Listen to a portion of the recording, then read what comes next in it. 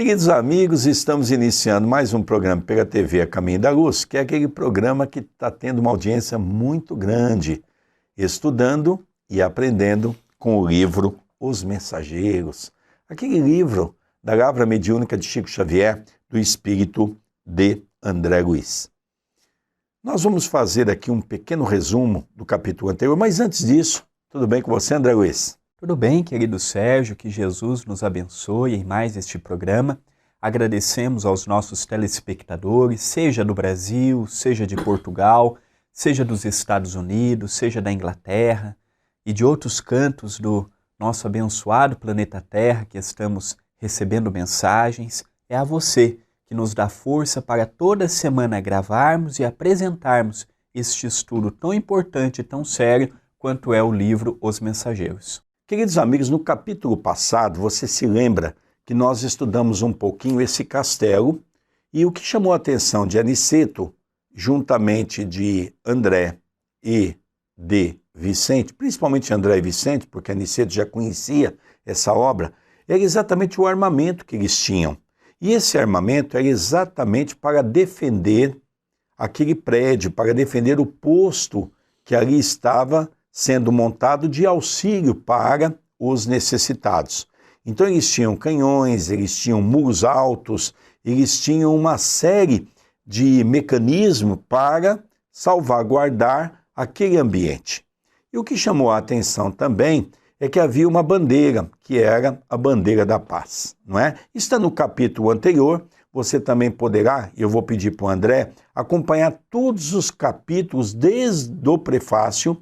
Você poderá acompanhar no YouTube. André, passa a página para o nosso telespectador. Pode ser pela página da TV A Caminho da Luz, o site da TV, tvacaminhodaluz.com.br, ou pelo canal do YouTube, youtube.com/TV A Caminho da Luz. Se inscreva no canal e lá tem a playlist do programa que estamos apresentando hoje e também a playlist do estudo do livro Nosso Lar.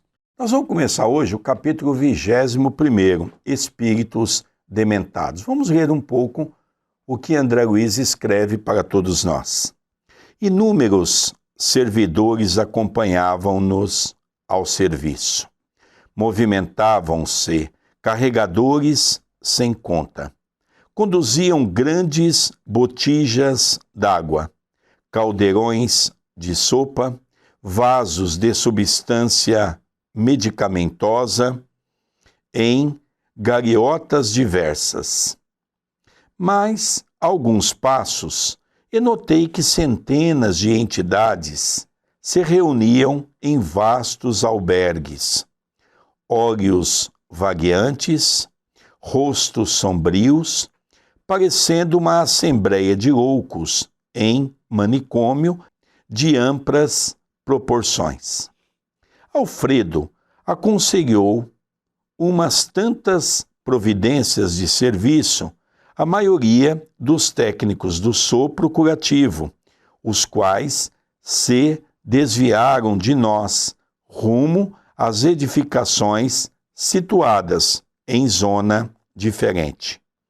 Gentilmente, nos explicava que os benfeitores de Campo da Paz localizavam ali grande número de espíritos enfermos, mais desequilibrados que propriamente perversos. Os doentes que tínhamos sobre os olhos permaneciam em melhores condições. Já se locomoviam e muitos deles já conversavam, apesar do desequilíbrio que lhes assinalava as palavras e pensamentos.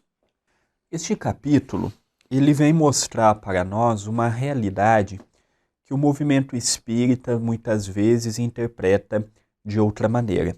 Muitos espíritas imaginam que no mundo espiritual tudo é a mente quem faz. E aqui nós estamos percebendo que em Campo da Paz, instituição esta dirigida por Alfredo, e mensalmente recebe a ajuda de sua nobre e evoluída companheira, Ismália, nós notamos que tudo é manual igual na Terra. O transporte de água, de medicamento, de roupa, de assistência. Nós precisamos compreender que o mundo espiritual é uma cópia aperfeiçoada do que nós temos aqui. Conforme vai evoluindo, conforme vamos subindo de dimensões, mais evoluído vai se tornando. Nós precisamos compreender que aquela ideologia que os espíritos, tudo é pensamento, não é por aí. Não é tudo pensamento. Pode ser tudo pensamento onde reside Jesus Cristo, na 7ª dimensão, a região angélica divina. Pode ser tudo pensamento onde reside os grandes sábios e ministros de Jesus, mas que não é a realidade de Campo da Paz, não é a realidade de nosso lar. Os espíritas precisam abrir a mente e compreender que o mundo espiritual, ele é uma cópia aperfeiçoada do que temos aqui. E conforme nós vamos indo para regiões mais atrasadas, como é o caso das trevas e do abismo, mais denso vai se tornando.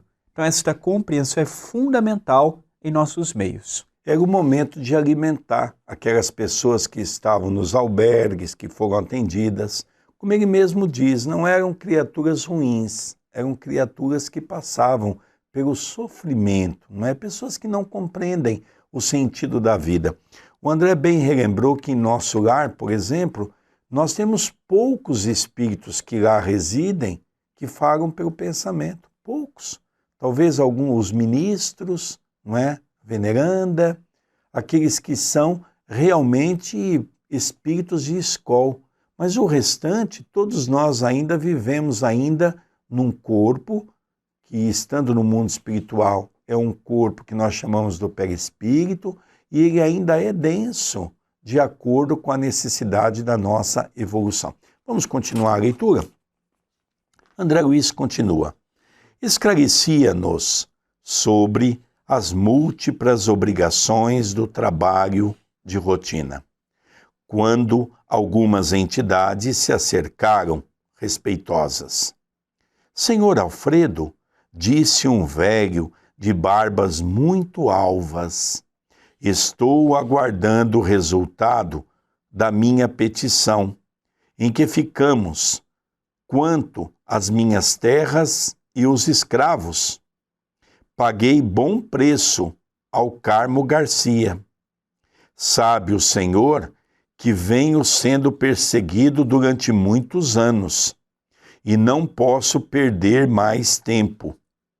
Quando volto para casa, creio esteja o Senhor ciente da necessidade de eu voltar ao seio dos meus.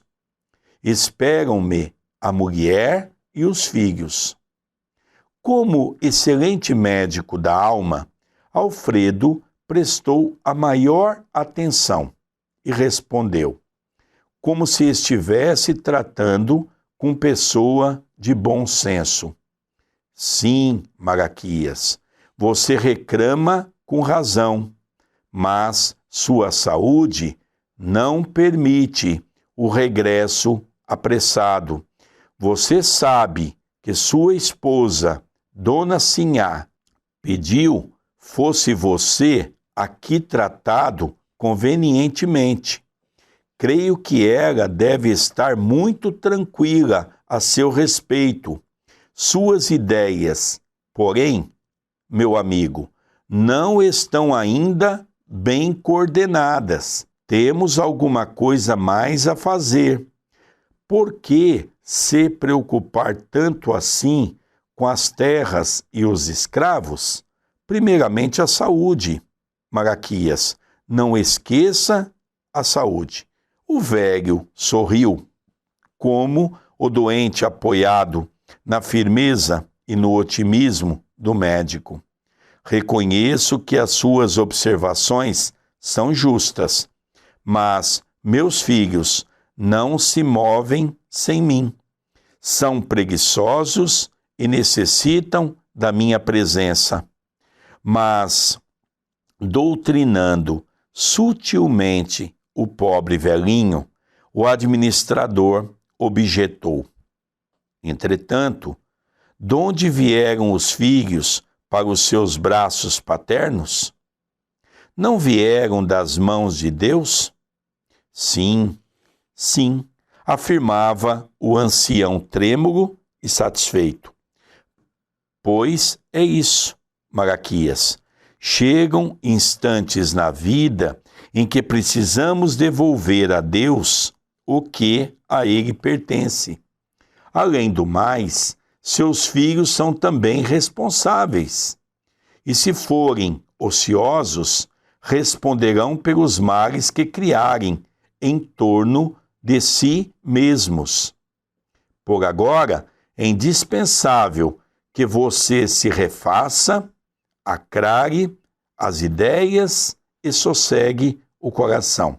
O velho sorriu, confortado, mas antes que pudesse falar de novo, um cavalheiro, denotando nobre aprumo, adiantou-se exclamando: É interessante que este diálogo narrado por André Luiz, nós nos deparamos muito na atividade de desobsessão numa casa espírita. É muito comum nós conversarmos com um espírito que está parado, aprisionado pela sua própria mente no tempo e no espaço. Esse livro foi narrado em 44. Em 1944, há muito tempo o Brasil já não tinha a escravidão, algumas décadas já não tinha a escravidão. E nós notamos que este personagem, que é um pseudônimo que deram de Malaquias, nós vemos que ele ainda estava preso, muitas vezes, há 100 anos atrás, imaginando que ainda tinha fazenda, que ainda tinha os escravos, que ainda tinha aquele poderio todo.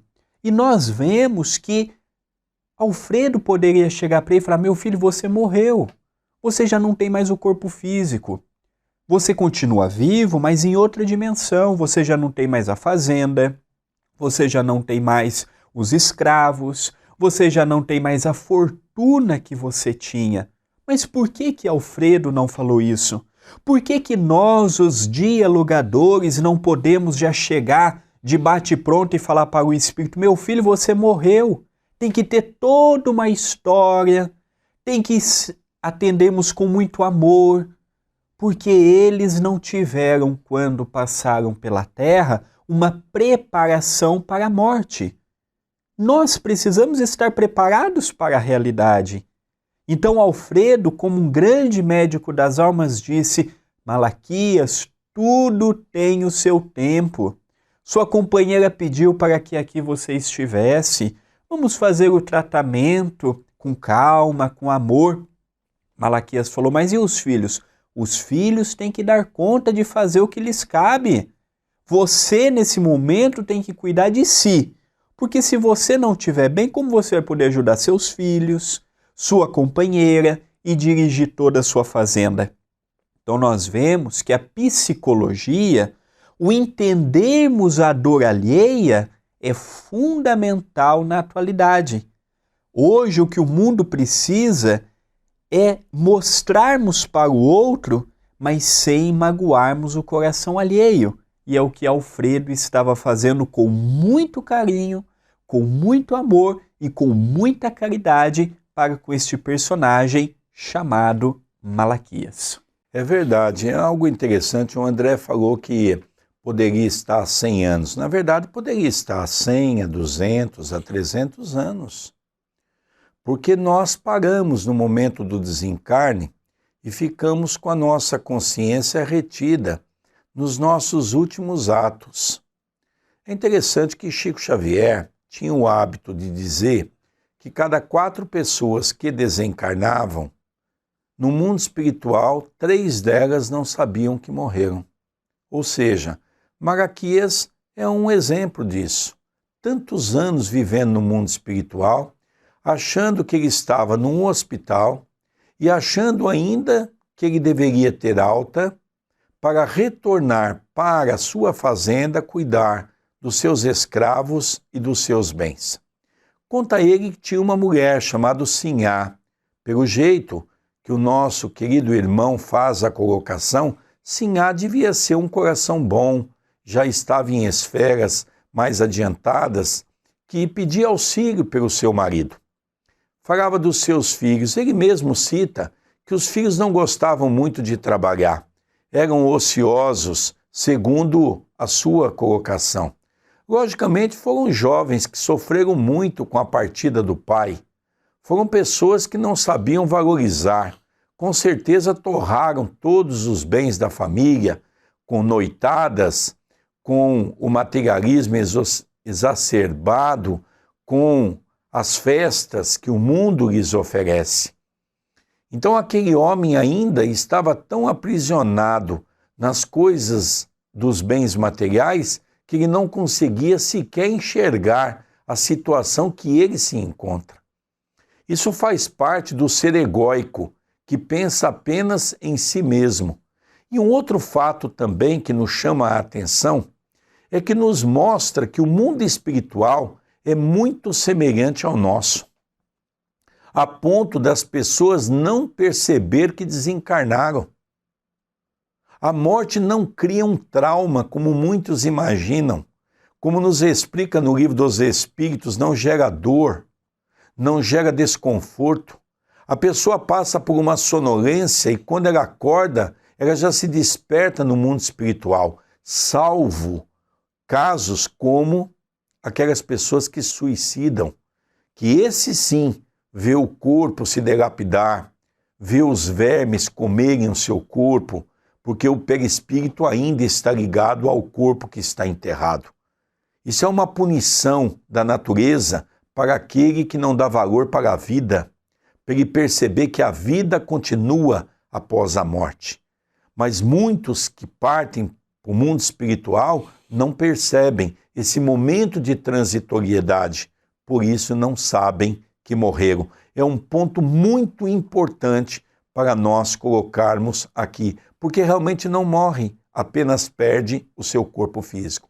Vamos ler agora um outro caso de uma pessoa que também pede esclarecimento a Alfredo. Vamos acompanhar a narrativa. E a solução do meu processo, senhor Alfredo? Sinto-me prejudicado pelos parentes de má fé. Minha parte na herança dos avós é cobiçada pelos primos. Segundo já lhe fiz ver, meu quinhão é superior aos demais. Soube, todavia, que o Visconde de Cairo interpôs toda a sua influência contra mim. Ninguém ignora tratar-se de um grande velhaco, que não poderá ele fazer com as artimanhas políticas? Está mal informado a meu respeito. O Senhor enviou meu pedido ao imperador? Já expedi a mensagem, esclareceu Alfredo com carinho fraternal. O imperador certamente levar em conta a solicitação.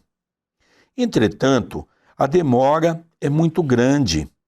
Falou o cavalheiro, impaciente, como se estivesse diante de um subordinado vulgar.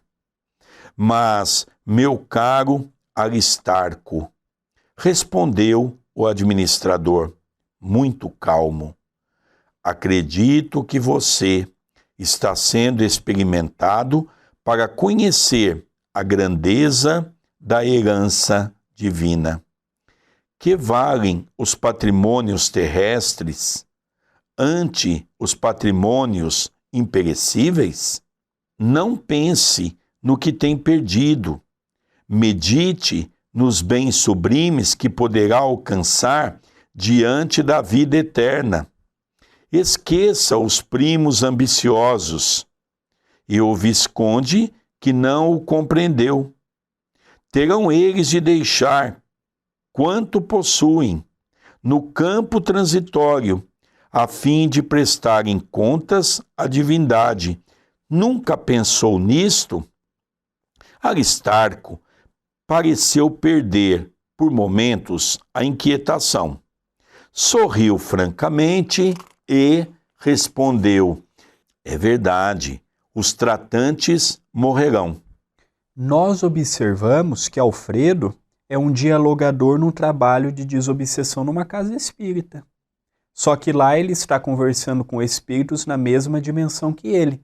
Num trabalho de desobsessão, nós precisamos de um médium de psicofonia, ou um termo mais moderno, incorporação, para que nós, os dialogadores, possamos conversar com esses espíritos, que o que incorpora é de mente para mente.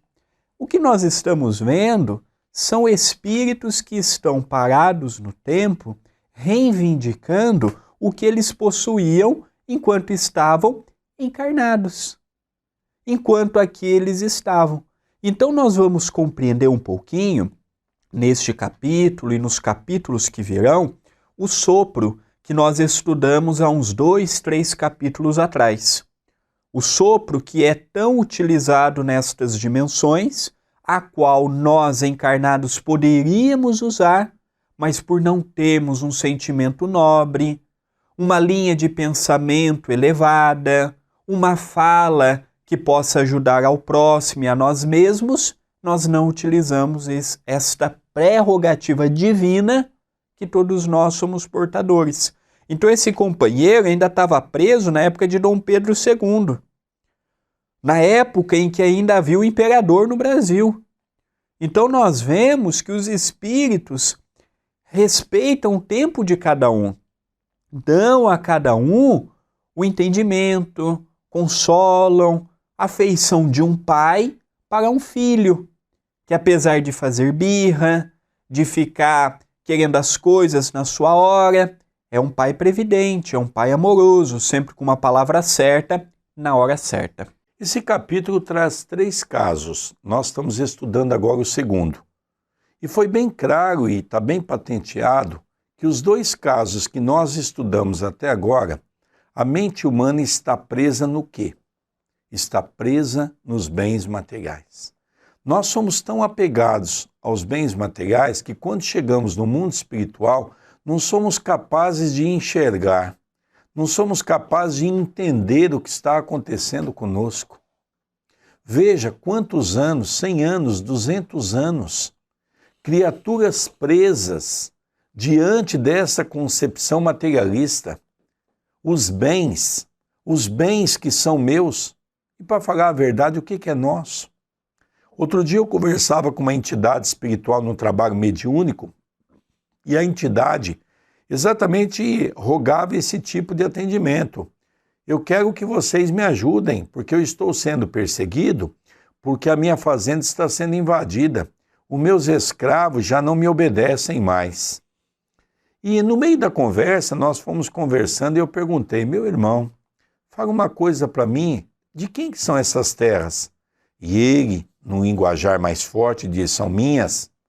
Eu disse: mas como você adquiriu essas terras? E ele me indagou: foi de fulano de tal, está no cartório, são minhas, eu comprei. Eu digo: mas então foi fulano que te passou? Ele disse: sim. Eu digo: mas então as terras não é sua? E ele, muito bravo, perguntou: mas por que não? Eu digo: deixa eu te perguntar, você lembra se naquela audiência, no cartório, você lembra se estava a presença de Deus?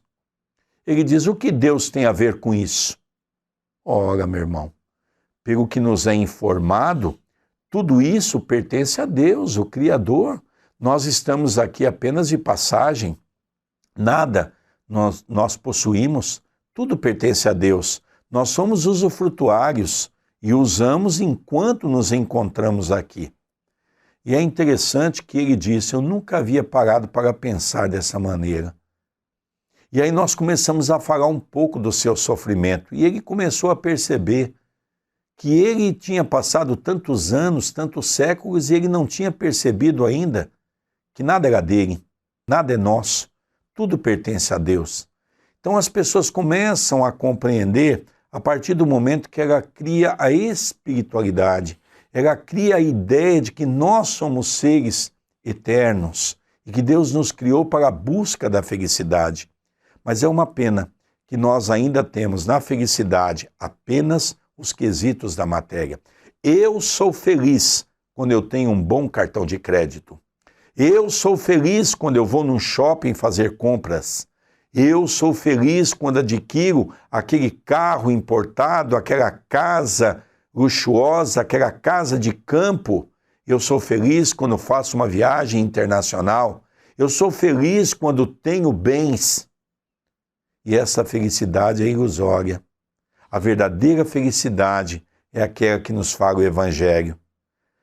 É aquela que o ladrão não rouba, a traça não consome e a ferrugem não corrói. Aí está a sua felicidade, porque aí está o seu coração. Vamos ler um pouquinho mais, André Luiz? Entrando agora no terceiro caso, vamos acompanhar o caso de uma irmã. Uma senhora, mostrando-se aflita, pôs-se à nossa frente e interpelou altiva: Senhor Alfredo, peço-lhe que não me retenha aqui. Meu marido é nosso próprio adversário. Prometeu perseguir as filhas tão logo me ausentasse de casa. Aqui, permanecendo, estou certa de que ele nos dissipará os bens. Desmoralizar-nos-á o nome. Por favor, autorize o meu regresso. O coração me diz que as filhinhas estão desesperadas. Convenço-me cada vez mais de que a minha moléstia teve origem nesse estado de coisas. Já sei, minha irmã, respondeu o nosso amigo com a mesma solicitude. No entanto, que adiantaria regressar tão fortemente atormentada? Não será melhor curar-se, tranquilizar o espírito para ajudar as filhinhas com eficiência? Mas nem sequer sei onde estou, reclamou a pobre senhora, torcendo as mãos.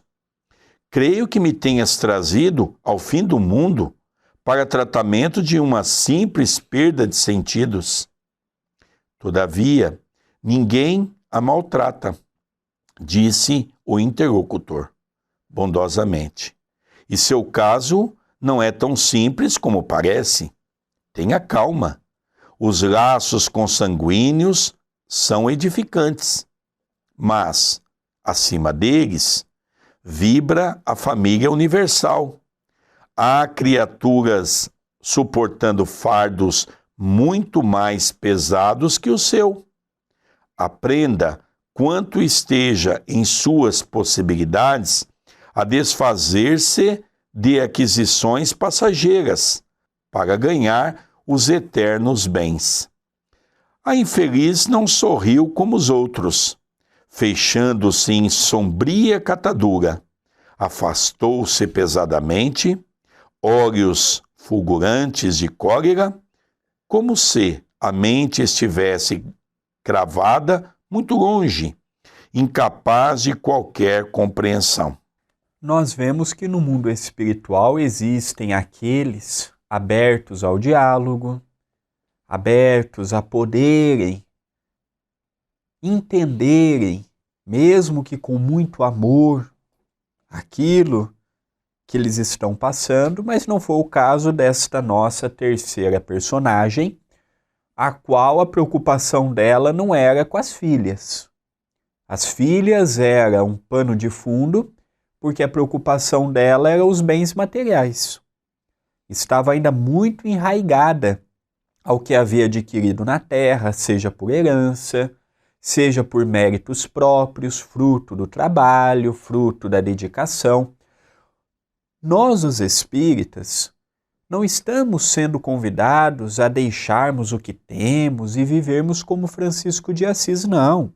Se nós temos a oportunidade de ter uma casa boa, por que não termos? Se nós temos a oportunidade de ter um carro melhor, por que não termos? Se nós gostamos de uma chácara, por que não adquirirmos? O que o Espiritismo nos convida é: use, mas tenha certeza de que um dia deixará aquilo para trás. Você adquiriu hoje, mas não ficará eternamente sob a nossa posse. Vive e aproveite enquanto tenha. Não conjugue como sendo é meu. Conjugue como sendo no atual momento é meu, mas amanhã, 3 pontos. Hoje está em nossas mãos e amanhã. Quando eu tenho esta convicção, eu não me prendo naquela ideologia é meu, é minha posse, como o nosso querido Sérgio narrou naquele diálogo que ele teve com uma entidade espiritual, julgando ser dona de uma fazenda, de alguns alqueires de terra. Então é momento de nós entendermos, podemos ter uma vida melhor? Vamos ter. Podemos ter uma vida com mais conforto? Vamos ter. Mas não nos esqueçamos, estamos aqui de passagem. Hoje está em nossas mãos. E amanhã? É verdade, André. E nós percebemos também, como você diz do pano de fundo, tudo, as 3 mensagens se relacionam dessa maneira. Na verdade, ninguém está preocupado com os familiares. Você que está nos ouvindo, nosso telespectador, quantas vezes a gente usa os nossos filhos, os nossos parentes, para justificar nossa ganância, para justificar a nossa ignorância? Eu faço isso porque eu tenho uma esposa, eu faço isso porque se tenho um marido, eu faço isso porque eu tenho os filhos e tenho que dar bens para os meus filhos. Na verdade, nós temos que dar um patrimônio, sim, para os nossos filhos. É a educação. Hoje eu vejo tantos pais dizerem assim, eu vou dar para o meu filho o que eu não tive. É verdade, eu sou de uma época na qual a dificuldade era muito grande. Eu sou de uma época em que os brinquedos que eu ganhava eram muito simples e quando ganhava. Eu sou de uma época que eu sei o que é passar fome. Ah, Sérgio, você sabe o que é isso? Sei. A minha família era muito humilde na sua época. Eu sei o que é as dificuldades da fome. Eu sei o que é as dificuldades que a vida nos impõe quando nós não temos recurso financeiro. Mas também eu sei o que é a dignidade de um pai e de uma mãe. Papai e mamãe eram dignos. Nos ensinou com muita severidade o termo amor. Nos ensinou de que nós não poderíamos nos perder na vida por conta de faltar um pedaço de carne sobre a mesa, por não ter um copo de refrigerante sobre a mesa. Mamãe nos ensinou com dignidade a dividir um ovo em 4 partes. E eu perguntava muitas vezes, mamãe, a senhora não vai jantar? Na minha ingenuidade de criança. E ela dizia, não estou com fome, meu filho, eu estou com dor de cabeça. Vinha compreender depois que, na verdade, ela não comia porque senão deixava os filhos sem comer. Aquela sopa de fubá, com aquele ovo cortado em 4 partes, um para cada filho. Essa é a dignidade. Isso não mata ninguém. Então hoje, é bonito as pessoas dizerem, eu vou dar o que eu não tive, mas você também dê o que você teve, que é o que nós não estamos dando para o nosso filho, que é educação, correção, chamar-lhe a atenção no momento certo, mostrar a vida no sentido de que a matéria não é tudo. Dar o acessório principal, que é o amor, que isso nós tínhamos de sobra. O acompanhamento na escola. Aí se nós tivéssemos uma reclamação na escola, não é como hoje. Os filhos aprontam na escola e papai e mamãe vai brigar na escola. E não quer saber se o filho está certo ou está errado. Na nossa época, nossos pais tinham coerência. Se nós errássemos, papai apenas olhava, não precisava mais. Mamãe apenas olhava, não precisava mais. Nós já sabíamos que íamos ter uma bela de uma repreensão. Hoje, nós vemos tantos absurdos. Ah, mas as crianças são diferentes. Não. Há uma diferença, sim, das crianças de ontem para de hoje. Ontem, nós tínhamos educação. Hoje, os pais não sabem dar a educação. Querem dar tudo do bom e do melhor no campo da matéria. E depois, quando eu leio páginas assim, vai ser o seu filho, vai ser o meu, vai ser o do outro. Quando nós não nos prepararmos adequadamente, nós vamos ficar assim, na condição desses irmãos que sofrem a busca de um alimento espiritual, até que um dia nós nos despertemos para a verdadeira realidade. Agora nós vamos ver algo muito bonito, que é as orientações que o nosso irmão faz para Aniceto, para André e para Vicente, já partindo para o encerramento deste capítulo. Adiantaram-se outros enfermos, mas o administrador falou em voz alta: não posso atender a todos no momento. Depois de amanhã, serão recebidos para explicações. E voltando-se para nós, esclareceu a sorrir. No círculo carnal, seriam todos absolutamente normais. No entanto, aqui são verdadeiros loucos. São desencarnados que, por muito tempo, se agarraram aos problemas inferiores. Reclamam providências, sem falar no ensejo de iluminação que menosprezaram. Acusam os outros sem relacionarem os próprios erros. Procurei ouvi-los para lhes dar uma ideia do nosso trabalho. No setor dos que se desequilibram mentalmente por excesso de centralização em propósitos inferiores. Não é crime interessar-se alguém pelas atividades rurais, pela recepção de uma herança, pelo bem-estar da família.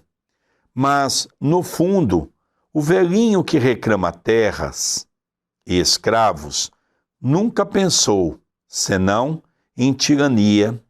O cavalheiro que aguarda a herança deseja lesar os primos.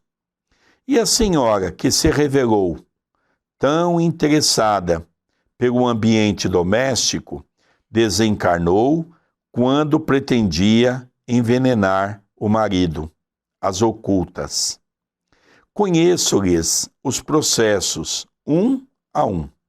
Acordaram de longo sono, na inconsciência, e julgam-se ainda encarnados, supondo igualmente que podem dissimular as pretensões criminosas.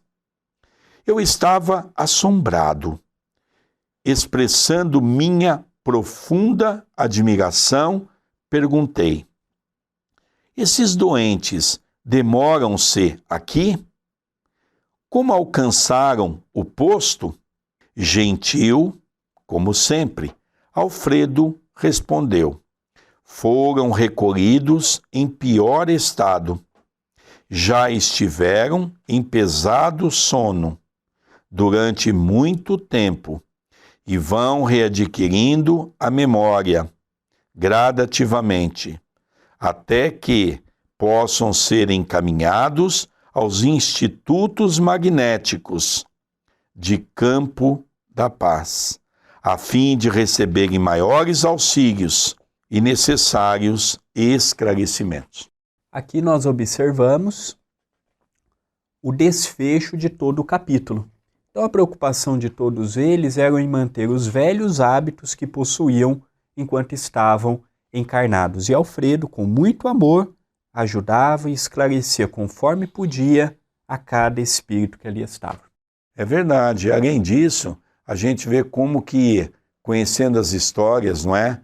Um preocupado com a sua ganância, o outro preocupado em dar tombo nos primos e a outra preocupada em envenenar o marido para ter as posses para o seu gozo pessoal. Assim somos nós. Defendemos os nossos interesses, não pensamos no próximo. E eu faço uma pergunta para encerrar. Como é que nós queremos chegar no mundo espiritual? É uma pergunta atual. E é uma pergunta futurista. Você que está me ouvindo, como é que você vai querer chegar no mundo espiritual? E essa pergunta depende só de nós. E dessa pergunta e da resposta que nós mesmos estaremos formulando, é que nós estaremos trabalhando com o nosso eu para chegar melhor, pior ou igual nós estamos hoje.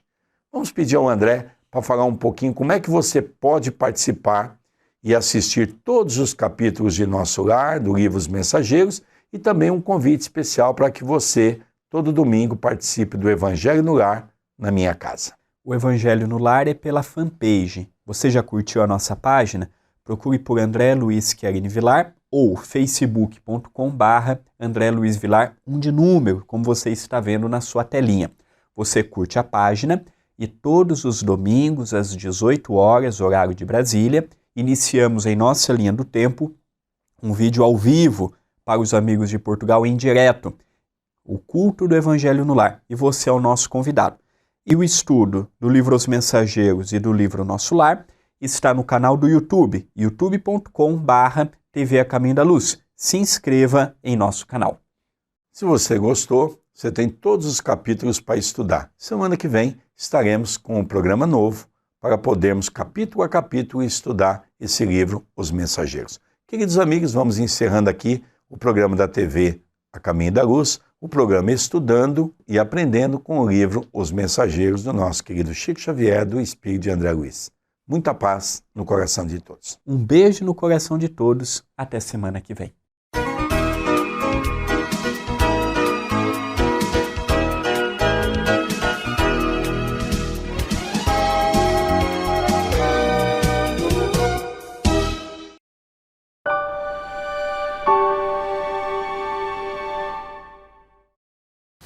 A TV Nova Luz apresenta sua programação diária. Reflexões às 9 horas. Encontro com Jesus às 12h23 horas. Oração pelo planeta às 18h30. Acompanhe nossa programação. Inscreva-se em nossas redes sociais e participe da TV Nova Luz.